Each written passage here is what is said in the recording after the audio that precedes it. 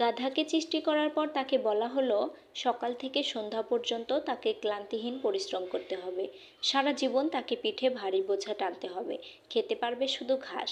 তার মাথায় কোনো বুদ্ধি থাকবে না। তার আয়ু হবে 50 বছর। গাধা তখন সৃষ্টিকর্তাকে বলল, আমি এত বছর বাঁচতে চাই না, আমাকে 20 বছর আয়ু দেওয়া হোক। সৃষ্টিকর্তা সেটাই মঞ্জুর করলেন। কুকুরকে যখন সৃষ্টি করা হলো তখন তাকে বলা হলো সে হবে মানুষের পরম বন্ধু, কিন্তু সে খাবে উচ্ছিষ্ট এবং তার আয়ু হবে 30 বছর।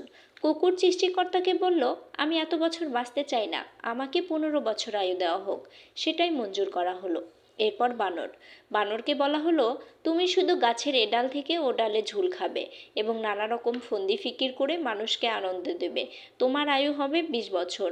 বানর তখন বলল, আমি 20 বছর বাঁচতে চাই না, আমাকে 10 বছর আয়ু দেওয়া হোক। সেটাই মঞ্জুর করা হলো। এবার আসলো পুরুষ মানুষের পালা। তাকে বলা হলো, তুমি প্রাণীকুলের মধ্যে সবচেয়ে বিচক্ষণ এবং বুদ্ধিমান, সেই জন্য তোমাকে প্রাণীদের শিরোমণি করা হলো এবং তোমাকে আয়ু দেওয়া হলো 20 বছর।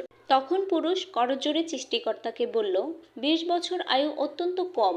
হে প্রভু, আমাকে ওই গাধার যে 30 বছর আয়ু চাইনি সেটা আমাকে দেওয়া হোক।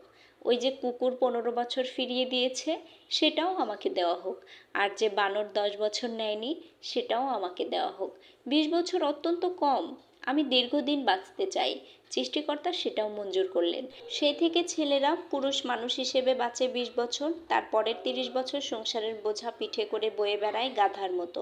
তারপরের 15 বছর তার ছেলেমেয়েরা যা দেয় তাই ঠিক কুকুরের মতো উচ্ছিষ্ট খেয়ে থাকার মতো।